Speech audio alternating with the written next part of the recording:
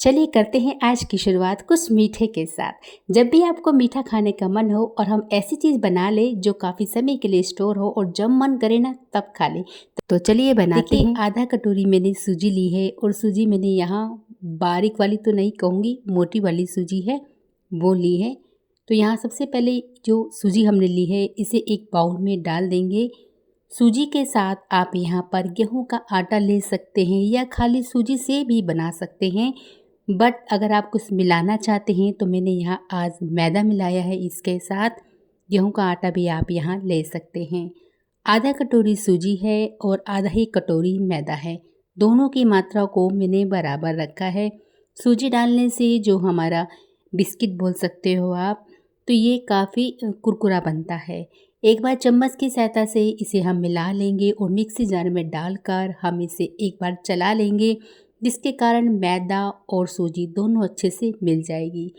यहाँ अगर आपके पास इलायची है तो इलायची भी डाल दीजिए ताकि साथ ही साथ दोनों चीज़ें पीस जाए। पीस के हम इसे ले आए हैं और ये देखिए पाउडर इस तरह से बन गया है। दोनों चीज़ों को हम वापस उसी बाउल में डाल देते हैं और अब क्या करेंगे, इसे हम कुछ मीठी चीज़ बना रहे हैं तो मीठा डालना बहुत ज़रूरी है।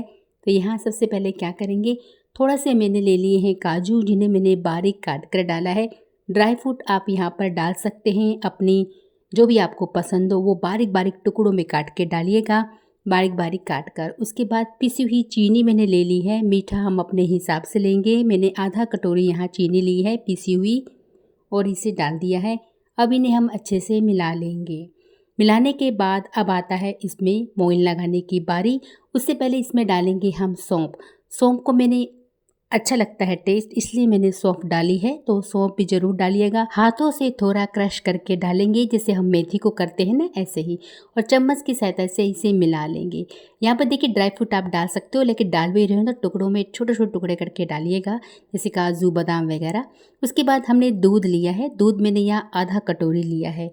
तो अगर यहाँ पर दूध ज़्यादा लगता है तो ज़्यादा लगा सकते हैं, बट मैंने यहाँ आधा कटोरी लिया है और आधा कटोरी दूध से ही हमने पूरे आटे को गूंद लिया है। लेकिन अगर ज़्यादा लगे तो आप ज़्यादा दूध डालकर भी इसे गूंद सकते हैं और थोड़ा सा पानी डालकर भी गूंद सकते हैं। यहाँ देखिए मैंने आटे को पूरा गूंद लिया है। बिस्किट के लिए आटा थोड़ा सा टाइट होगा, ज़्यादा ढीला नहीं लगाना है। उसके बाद गूंदने के बाद इसे हमें रेस्ट के लिए छोड़ना है। तो चलिए देखिए मैंने यहाँ पर इसे पूरा गूंद लिया है। अभी तक हमने इसमें घी नहीं डाला है, तो पहले क्या करेंगे, इसे रेस्ट के लिए हम छोड़ देते हैं 5 से 10 मिनट के लिए, जिससे ये सेट हो जाएगा, क्योंकि सूजी डली है। और 10 मिनट के बाद दिखेगा आटा आपको थोड़ा टाइट लगेगा। अगर आपको ज़्यादा ही टाइट लगता है तो थोड़ा दूध डालकर दोबारा से इसे गूंद सकते हैं, लेकिन मैं यहाँ पर अब इसमें घी ऐड करूँगी।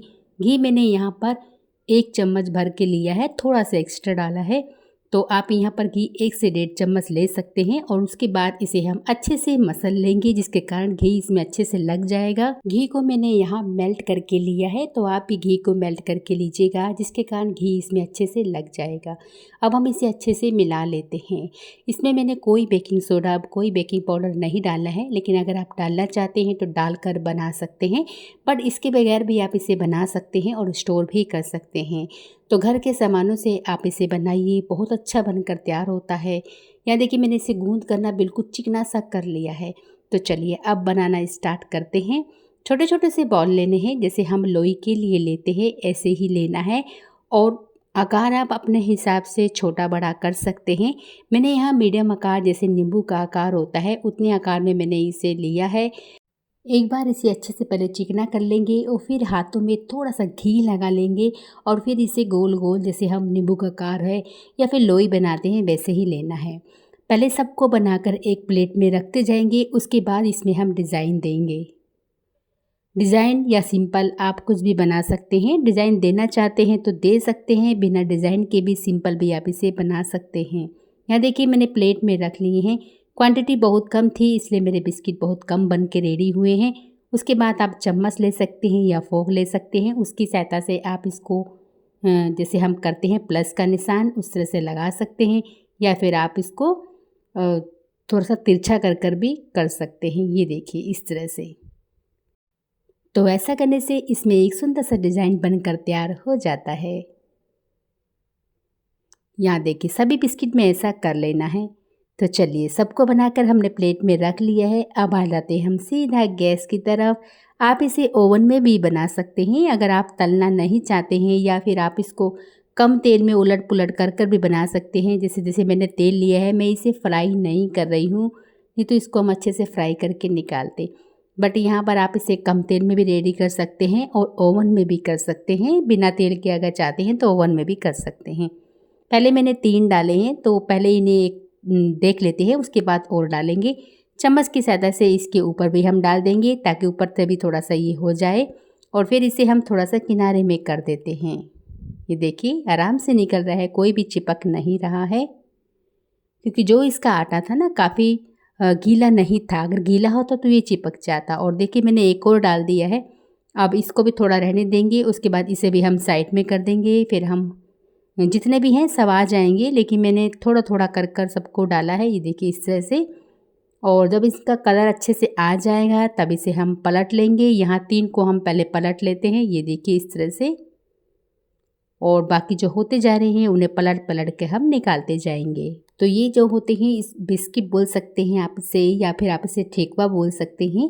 ये बहुत अच्छे लगते हैं खाने में। आप इसको अपने मतलब एक ड्राई फ्रूट डालते हैं, जैसे ड्राई फ्रूट डालकर बना सकते हैं, नारियल को डालकर बना सकते हैं।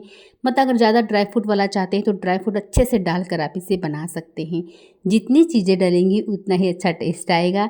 बाकी अगर आपके पास ज़्यादा चीज़ें नहीं हैं, जैसे मेरे कम चीज़ों से मैंने बनाए हैं, तो इससे से भी आप बना सकते हैं।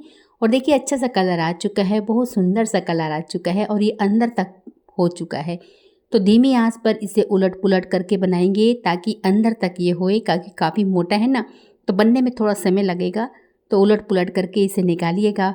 और देखिए कलर बहुत सुंदर आ चुका है। तो बस अब यहाँ ये हो चुका है, तो अब हम इसे निकाल लेंगे।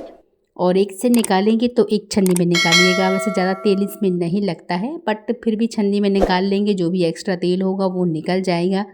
और बस फिर जब ठंडा होगा तब इसे हम खाएंगे ना, तो बहुत ही खस्ता भी होगा और कुरकुरा भी होगा। अभी ये बिल्कुल सॉफ्ट है, गरम गरम में बहुत सॉफ्ट होते हैं और स्वाद भी नहीं आता है खाने में। तो जैसे ये ठंडे होंगे और स्वाद भी अच्छा आता है और कुरकुरा भी होता है और खस्ता भी होता है। और इसे हम स्टोर भी कर पाते हैं। ठंडा करने के बाद ही इसे डब्बे में रखिएगा। और ये लीजिए हमारे बन चुके हैं खस्ता से करारे से बिस्किट। तो अगर आपको आज की रेसिपी अच्छी लगी हो तो प्लीज़ वीडियो को लाइक कीजिएगा, शेयर कीजिएगा और प्यारा सा कमेंट हमें ज़रूर कीजिएगा। और अब ये ठंडे हो चुके हैं और मैं आपको अब तोड़ के दिखाती हूँ। ये देखिए अंदर से बहुत ही मतलब सॉफ्ट होते हैं, ज़्यादा टाइट नहीं होते हैं, बाहर से बहुत ही कुरकुरा होते हैं और खस्ता होते हैं। तो एक बार ट्राई करना ज़रूर बनता है। मिलेंगे आपसे अगले वीडियो में।